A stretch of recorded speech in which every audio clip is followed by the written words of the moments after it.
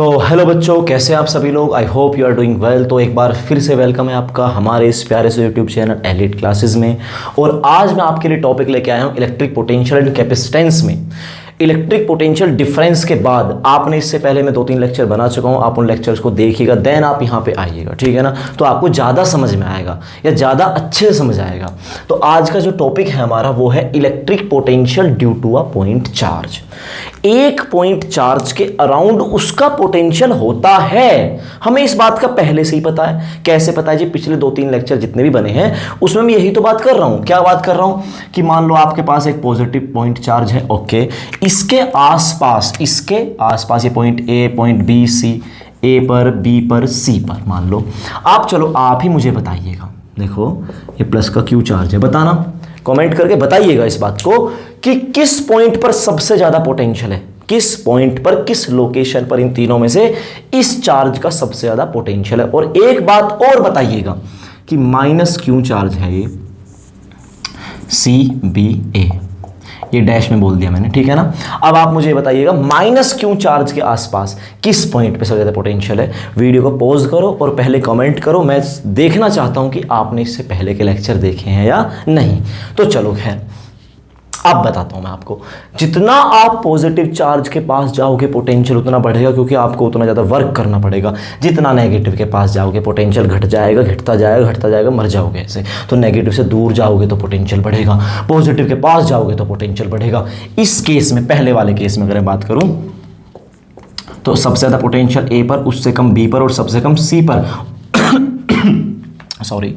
और इस वाले केस के लिए बात करूं, जितना नेगेटिव से दूर जाओगे, क्योंकि नेगेटिव फोर्स लगाता है इधर को, तो जितना फोर्स के अगेंस्ट जाओगे पोटेंशियल उतना बढ़ेगा। तो भैया जी सी डैश पे सबसे ज्यादा पोटेंशियल, उससे कम बी डैश पे, उससे कम ए डैश पे। समझे कि नहीं समझे? सबसे कम पोटेंशियल, सबसे ज्यादा पोटेंशियल। कारण ये पॉजिटिव, कारण ये नेगेटिव। आपको ये तो पता है कि पास जाने से पोटेंशियल बढ़ा, यहां दूर जाने से पोटेंशियल बढ़ा, मतलब चार्ज के अराउंड उसका पोटेंशियल होता तो है। ये बात तो लाजमी है, होता है नहीं होता है? हाँ जी बिल्कुल होता है, लेकिन कितना? समझे नहीं समझे? जैसे कूलॉम्स लॉ में मैंने कहा था कि दो चार्जेस पॉजिटिव के बीच में रिपल्शन, पॉजिटिव नेगेटिव में अट्रैक्शन होता है, पर कितनी बताई कूलॉम्स लॉ ने। ऐसे ही अब मुझे तुमसे पूछना है कि इस पॉजिटिव चार्ज का इस पॉइंट पे पोटेंशियल है, मुझे पता है, और सबसे ज्यादा पोटेंशियल है इस पॉइंट पे, उससे कम यहां, उससे कम यहां, इन 3 पॉइंट की बात करूं। लेकिन मुझे यह पूछना है कि यह जानना है कि इस ए पॉइंट पे आखिर पोटेंशियल कितना है, वो कितना मैग्नीट्यूड है इस पोटेंशियल का। क्या आपको मेरा टॉपिक समझ में आया? Electric potential due to a point charge, समझे? तो ये मेरा आज का टॉपिक रहेगा, ठीक है जी। चलो बात करते हैं इसके बारे में।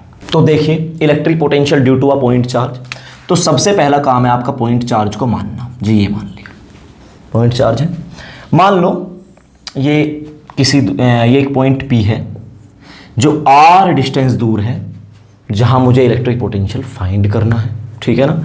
इस पॉइंट P पर मुझे इलेक्ट्रिक पोटेंशियल फाइंड करना है जो इस चार्ज से R डिस्टेंस दूर है। मुझे इतना पता है कि यहां इसका पोटेंशियल है, कुछ ना कुछ जरूर है। चलो मान लो जी, इलेक्ट्रिक पोटेंशियल की डेफिनेशन क्या होती है? The amount of work done to carry a unit positive test charge from infinite to a point in a field. हाँ है ना, बिल्कुल जी। तो अगर मैं एक चार्ज को इनफाइनाइट से लेके आया तो मुझे कितना वर्क करना पड़ेगा जी? कुछ तो करना पड़ेगा, और वही वर्क क्या होगा? इलेक्ट्रिक पोटेंशियल होगा। तो मान लो देखो जी, इनफाइनाइट, अब मैं एक बात कहता हूं, वर्क बराबर होता है फोर्स इनटू डिस्प्लेसमेंट। हाँ जी बिल्कुल। आप किसी चार्ज को इनफाइनाइट से लेके आ रहे हो, हाँ जी बिल्कुल लेके आ रहे हैं, तो डिस्प्लेसमेंट कितना? इनफाइनाइट। और इनटू क्या? फोर्स। तो वर्क भी कितना हो जाएगा? अजी इनफाइनाइट। क्या आप इनफाइनाइट वर्क कर सकते हो? जिसके लिए क्या चाहिएगी? Infinite energy, that is impossible. तो इसका मतलब हमारा तरीका गलत है। आपने कहा जी अब कैसे करें? इस मेथड को हटाओ, हम इसे छोटे छोटे पार्ट्स में करके इंटीग्रेट कर देंगे, ठीक है ना। आओ जरा, मान लो हम चार्ज को उसको किसी ए लोकेशन तक लेकर आ चुके थे, ओके। मैंने कहा जी वो लोकेशन ए कहां थी? मैंने बोला ये थी x डिस्टेंस दूर। मेरी बात को अच्छे समझना, ये कितनी दूर थी? आपने बोला जी x डिस्टेंस दूर थी, ठीक है। यहां इसका पोटेंशियल कितना है? मैंने बोला जी इसका पोटेंशियल मुझे नहीं पता, पर है जरूर। अगर आपको इस ए से लेके यहां बी थोड़ी सी दूर है, बस ये मैं आपको थोड़ा बड़ा करके दिखा रहा हूं डिस्टेंस से, बहुत थोड़ा सा डिस्टेंस dx है। अगर आपको इसको यहां से लेके यहां dx डिस्टेंस तक लेके आना है तो आपको क्या करना पड़ेगा जी, थोड़ा सा डिस्टेंस चले तो थोड़ा सा वर्क करना पड़ेगा। और वर्क बराबर क्या होता है, फोर्स इनटू डिस्प्लेसमेंट। समझे नहीं समझे? आपने कहा ठीक है, ये बहुत नजदीक है पॉइंट ए से बी, मैं थोड़ा बड़ा इसलिए बता रहा हूं, अगर नजदीक ले लूंगा तो आप कैसे समझेंगे, ठीक है ना। तो आपने कहा मैं इनफाइनाइट से ए तक तो आ चुका था, अब मैं थोड़ा सा चल के देखूं, मैं देखना चाहता हूं, मैं बिल्कुल थोड़ा सा चलूं तो थोड़ा सा वर्क होएगा, और मैं उसको इंटीग्रेट कर दूंगा तो पूरा वर्क आ जाएगा, हो जाएगा डेरिवेशन मेरा। आओ जरा, तो अगर आप ए से बी तक चले, देखो जी लैंग्वेज का एक भी वर्ड नहीं लिखूंगा, टाइम वेस्ट होगा बेवजह, समझाऊंगा बहुत अच्छे से, मतलब कोशिश करूंगा कि बहुत अच्छे से समझा पाऊं, ठीक है। आप पूरा ध्यान दीजिएगा, कुछ लिखने की जरूरत नहीं है अभी, इसके नोट्स आपको टेलीग्राम वगैरह पे किसी भी माध्यम से मैं आपको प्रोवाइड जरूर करा दूंगा विद लैंग्वेज, ठीक है। तो आप सारा का सारा ध्यान ये समझने में लगाओ। तो आपने कहा जी ठीक है, इनफाइनाइट से आप ए तक ला चुके थे और आप थोड़ा सा डिस्प्लेसमेंट देकर ये जानना चाहते हो कि कितना वर्क करना पड़ा, तो आपने कहा थोड़े से डिस्प्लेसमेंट में थोड़ा सा वर्क, और वो थोड़ा सा वर्क कितना होगा, आपने बोला एज वी नो dw बराबर होता है f vector dot dx vector. जी हम तो ना जानते, अरे भैया ये तो जाना तो w बराबर होता है f vector dot s vector. हाँ जी, तो थोड़े से डिस्प्लेसमेंट में थोड़ा सा वर्क, अच्छा तो dw बराबर f vector dot dx vector. अब आप मुझे ये बताओ, ये वाला चार्ज जब आप यहां तक उस चार्ज को ले आए थे, टेस्ट चार्ज को, तो कितनी फोर्स लगा रहा था, आपने बोला जी इधर को लगा रहा फोर्स ऑफ रिपल्शन, हाँ है ना, हाँ जी।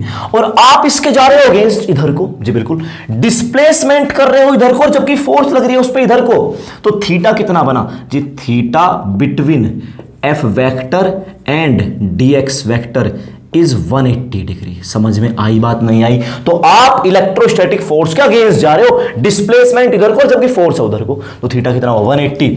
तो आपने बोला तो dw बराबर कितना होगा, आपने बोला cos 180, तो माइनस के f dx, cos 180 की वैल्यू कितनी होती है -1, तो f dx cos 180 डिग्री। तो ये dw बराबर आ जाएगा माइनस के f dx। अच्छा भाई साहब ये फोर्स कितनी लग रही है इस पे, अजी फोर्स निकालना तो बड़ा आसान, Q1 Q2 upon x square. भाई इस लोकेशन पे तो इतनी फोर्स लग रही है, कितनी, आपने बोला 1/4 पाई। अरे समझ रहे हो ना, गुलाम से तो आता होगा भैया, कितनी दूर है, x डिस्टेंस दूर है, ओके, और Q नोट है, तो Q naught upon x square, इतनी फोर्स लगी, तो लिख दो f की जगह, तो dw बराबर आ गया, माइनस तो है ही 1/4 pi epsilon note Q naught upon x square, और ये क्या है इनटू में dx। ये क्या आया जी, थोड़ा सा वर्क आया, किसमें, थोड़े से डिस्प्लेसमेंट में, समझे, ये थोड़ा सा वर्क आया। मैंने कहा मुझे तो पूरा वर्क चाहिए जी, पूरा वर्क मतलब मुझे तो electric potential due to point charge find करना है, और वो कहता है the amount of work done to carry a unit positive test charge from infinite. तो मुझे तो इनफाइनाइट से लेके p तक लाना था, और p कितनी दूर है अजी, p है आपका r डिस्टेंस दूर, तो मुझे तो p तक लाना, इनफाइनाइट से इस तक, यहां तक है ना, इनफाइनाइट से इस r डिस्टेंस तक लेके आना मुझे, ये जो यहां से r है, मुझे ये बताओ। तो मैंने कहा तो टोटल वर्क पता क्या होगा, तो इंटीग्रेट कर देंगे दोनों तरफ, आपने कहा जी बिल्कुल कर देंगे टोटल वर्क के लिए। तो w बराबर होगा, देखना मेरी बात को अच्छे समझना, देखो जी माइनस तो है ही 1/4 पाई एप्सिलॉन नोट अपने आप में कांस्टेंट है, ओके, Q नोट भी कांस्टेंट है जी, इंटीग्रेशन होगा वेरिएबल कौन चेंज हो रहा है, आपने बोला हम इधर को आ रहे हैं, डिस्टेंस चेंज हो रहा है, अच्छा तो आएगा dx मतलब 1/x स्क्वायर और इनटू में dx, ओके। और डिस्टेंस कहां से लाना है, चार्ज को कहां से ला रहे हो जी, इनफाइनाइट से, तो इनफाइनाइट से कहां तक, r तक, इनफाइनाइट से r तक, ये r ना यहां से यहां तक, ठीक है ना जी। आपने कहा जी बिल्कुल बिल्कुल बिल्कुल, तो बस कर दो इंटीग्रेट। आओ जरा, आपने कहा तो w बराबर कितना होगा, -1/4 pi epsilon note Q note, और भाई साहब इसका इंटीग्रेशन कितना है, आपने बोला जी ये है x की पावर -2 और dx, हाँ है ना, अरे भैया 1/x स्क्वायर क्या होवत है, x की पावर -2, और भैया जी x की पावर n dx का इंटीग्रेशन कितना होता है जी, nx की पावर x की पावर n+1/n+1। अरे भैया पावर 1 ऐड कर दो और उसी को नीचे लिख दो। तो आपने कहा तो इसका मतलब ये क्या हो जाएगा जी, ये हो जाएगा x की पावर +1 हो गया और उसको एज इट इज नीचे रख दो। तो कितना आ गया जी, x की पावर -1/-1, इस माइनस को यहाँ लिख दो और ये क्या होता है 1/x और माइनस। तो समझ में आ गया ना जी आपके। तो ये हो जाएगा -1/x, ठीक है। अरे x की पावर -2 का इंटीग्रेशन, ये तो हो गया x की पावर -2 में 1 ऐड कर दो और अपोन में वही लिख दो जो पावर में है। तो x की पावर -1 और अपोन -1 से डिवाइड किया तो क्या आया -x की पावर -1। तो ये क्या हो जाएगा 1/x और माइनस था ही, ठीक है ना। तो क्या हो गया -1/x। ये लिमिट क्या है, इनफाइनाइट से r।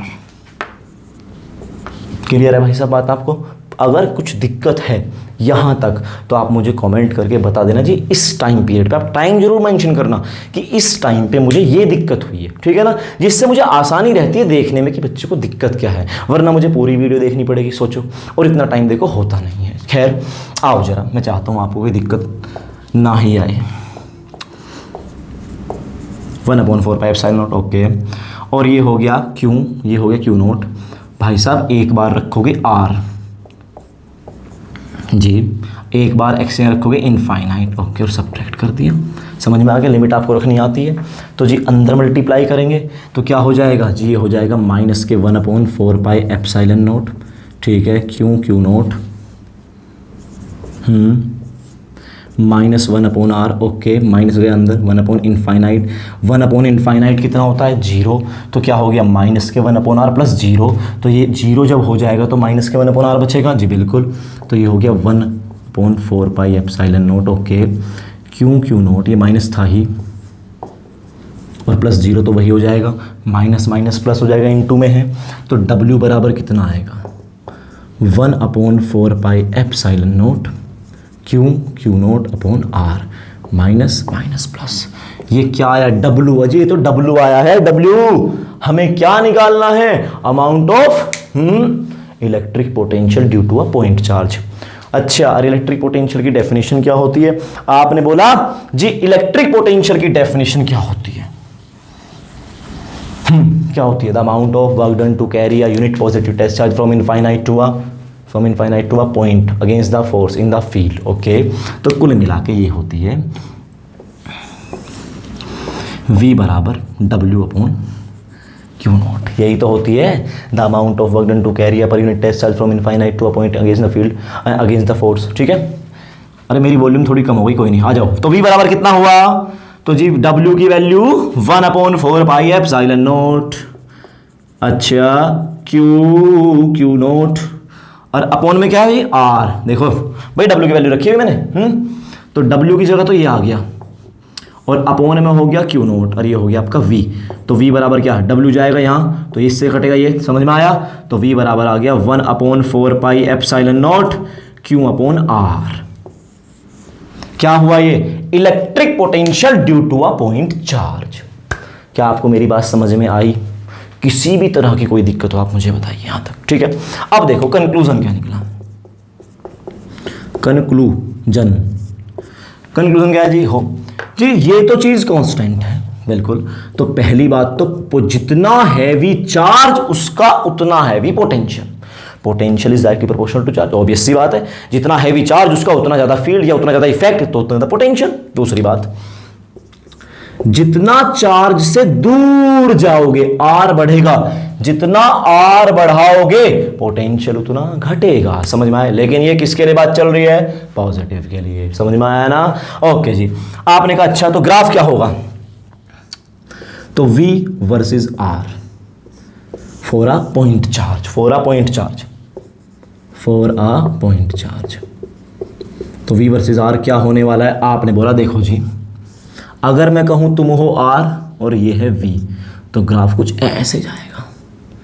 कहां मिलेगा जी, इनफाइनाइट पे, समझ में आया ना। इनफाइनाइट पे जाएगा तो पोटेंशियल कितना हो जाएगा 0। तो देख लो R को जब आप इनफाइनाइट रखो तो पोटेंशियल कितना होगा 0। तो किसी पॉजिटिव चार्ज का इनफाइनाइट पर पोटेंशियल कितना होता है जीरो, इनफाइनाइट पर उसका कोई इफेक्ट नहीं होता, इनफाइनाइट से चलेगा तो उसका इफेक्ट धीरे धीरे होगा, इसका इस चार्ज का।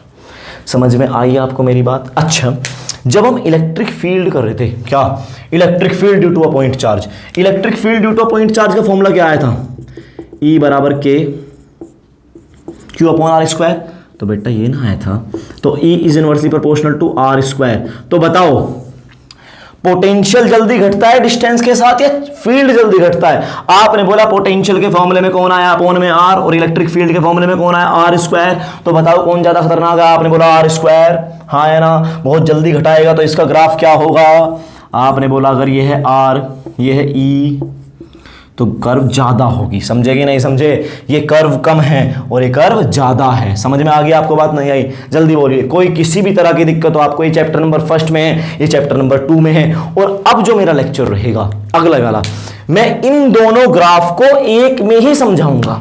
और ये बोर्ड में 3 मार्क्स का आया हुआ सवाल है कि इलेक्ट्रिक फील्ड के घटने का रेट और पोटेंशियल के घटने का रेट, बताओ कौन ज्यादा रेट से घटता है?